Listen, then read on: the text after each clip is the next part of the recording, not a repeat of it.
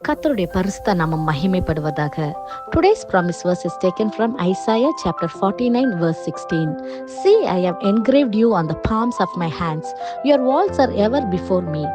ஏசாயா 49 அதிகாரம் 16 வசனம். இதோ என் உள்ளங்கையில் உன்னை வரைந்து வைத்திருக்கிறேன், உன் மதில்கள் எப்பொழுதும் என் முன் இருக்கிறது.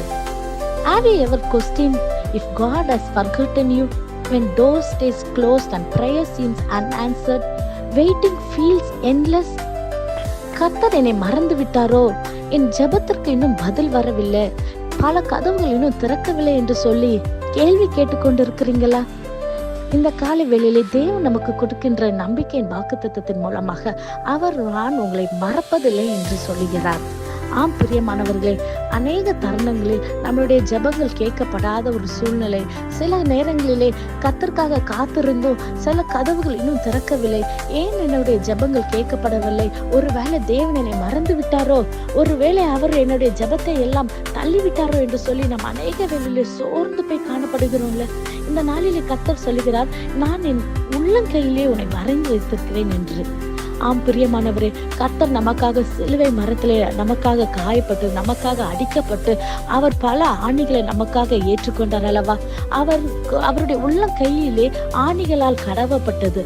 அந்த கரத்திலே அந்த கையிலே அவர் உங்களையும் என்னையும் அவர் வரைந்து வைத்திருக்கிறார் என்று சொல்லுகிறார். அப்பொழுது கர்த்தருடைய கரத்திலே நாம் இருக்கும்பொழுது நாம் எவ்வளவு விசேஷித்தவர்கள். அவர் நம்மை மறக்கிற தேவன் இல்லை. சில நேரங்களிலே நம்ம ஜெபங்கள் கேட்கப்படாத போல, கர்த்தர் ஒரு வேளை மறந்தது போல ஒரு அனுபவத்துக்குள்ளே நீங்கள் இருக்கலாம். ஆனால் நிச்சயமாகவே தேவன் நம்மளை மறப்பதில்லை. அவர் நம்மளை உள்ளங்கையில் வரைந்து வைத்து அவர் நம்மளை பத்திரமாய் பாதுகாக்கிற தேவன். அவர் நம்மளை கோழி தன் சட்டையின் கீழே குஞ்சுகளை மறைப்பது போல அவர் நம்மளுடைய உள்ளங்கையிலே வைத்து தாங்குகிற தேவன்.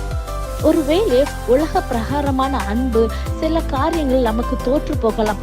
பலருடைய அன்பு இந்த காலங்களில் நாம் பார்க்கிறோம். சிலர் தங்களுடைய நேசிக்கிறவர்களை, மிகவும் அன்பானவர்களுடைய பெயர்களை சரீரத்திலே சில இடங்களிலே அவர்கள் பச்சை குத்துவதும் டாட்டூஸ் போடுவதும் இப்போது ஒரு வழக்கம். அந்த சில காரியங்களில் அந்த அன்பு மாறி போன பின்பு அந்த டாட்டூஸும் மாறி போகிறது. அவர்கள் அது பல சிகிச்சை மூலமாக அந்த டேட்டூஸையும் ரிமூவ் பண்ணிக்கிறாங்க. ஆனா இந்த இடத்துல நம்ம பார்க்கிறோம், தேவன் நம்முடைய கருத்திலே உள்ளங்கையிலே அவர் வரைந்து வைத்திருக்கிறார். அது என்றென்றும் மாறாது, அது நிரந்தரமாக. கர்த்தருடைய வார்த்தைகள் என்று மாறி போவது இல்லை பிரியமானவர்களே. அவர் உங்களை அதிகமாய் நேசிக்கிறார். அவர் உங்களை மறக்குவதே இல்லை. நாம் அவருடைய கருத்துல இருக்கும் பொழுது மதில்கள் எப்பொழுதும் என் முன் இருக்கிறது என்று சொல்லுகிறார். நம்மளுடைய பிரச்சனைகள், நீங்கள் போகிற எல்லா விதமான கஷ்டங்கள், நீங்கள் போகிற துயரமான பாதைகள், வேதனைகள், நீங்கள் அனுபவிக்க கொள்கிற எல்லாவற்றையும் அவர் அறிந்திருக்கிறார். அவர் பார்த்து கொண்டு சும்மா இருப்பாரா?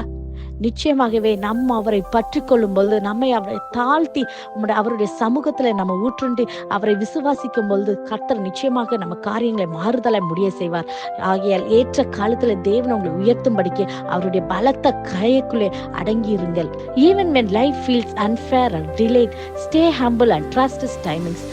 He has never forgotten you. Your name is engraved on his hands and he will lift you at the right time. இதை விசுவாசிக்கிறீங்களா? நம் கண்களை மூடி ஜெபிப்போம். நேசிக்கிற நல்ல தகப்பனே, நான் காலை வேலைக்கு நமக்கு நன்றி செலுத்துகிறோம் கர்த்தாவே. அப்பா, காலை தோறும் கிருபைகளுக்கு நமக்கு நன்றி செலுத்துகிறோம் கர்த்தாவே. அப்பா, நீர் இந்த கொடுத்த வாக்குத்தத்தத்தின் மூலமாக கர்த்தாவே, நீர் எங்க கூட பேசினதுக்காய் நமக்கு நன்றி செலுத்துகிறோம் கர்த்தாவே. எங்களை உள்ளங்கையில் வரைந்து வைத்திருக்கிறவரே, அப்பா, எங்களுடைய மதில்கள் எப்போதும் உமக்கு முன்பாக இருப்பதற்காய் நமக்கு நன்றி செலுத்துகிறோம் கர்த்தாவே. நீர் எங்களை பாதுகாக்கிறவரை ஆண்டவரை கவனித்து ஆண்டவரை எங்கள் மேல் அக்கறையுள்ள தேவனா இருப்பதற்காக நமக்கு நன்றி செலுத்துகிறோம் கர்த்தாவே. இந்த ஜெபத்தை கேட்டு ஜெபிக்க ஒவ்வொரு பிள்ளைகளோட உள்ளத்துல என் கர்த்தர் நீர் கிரியை செய்யும்படியாக, நீர் பேசும்படியாக, அப்பா, பிள்ளைகளை உயர்ந்த அடைக்கலத்தில் நீர் வைக்கும்படியாக ஜெபிக்கிறேன் இயேசுப்பா. எந்தெந்த காயத்தோட காணப்படுறாங்களே கர்த்தாவே, எல்லாவற்றையும் மாற்றி கர்த்தர் ஆண்டவரை பிள்ளைகள் மேல இருக்கிற நீங்க ஆண்டவரை பிள்ளைகள் மேல் வைத்திருக்கிற அன்பை அப்பா அவங்க உணரத்தக்கதமான ஒரு கிருபைகளை அப்பா இந்த நாளிலே காட்டுங்கப்பா. அற்புதத்தை செய்யுங்க. இயேசுவின் மூலம் ஜெபிக்கிறோம். ஜெபம் கேட்டபடியால் ஆமென். God bless.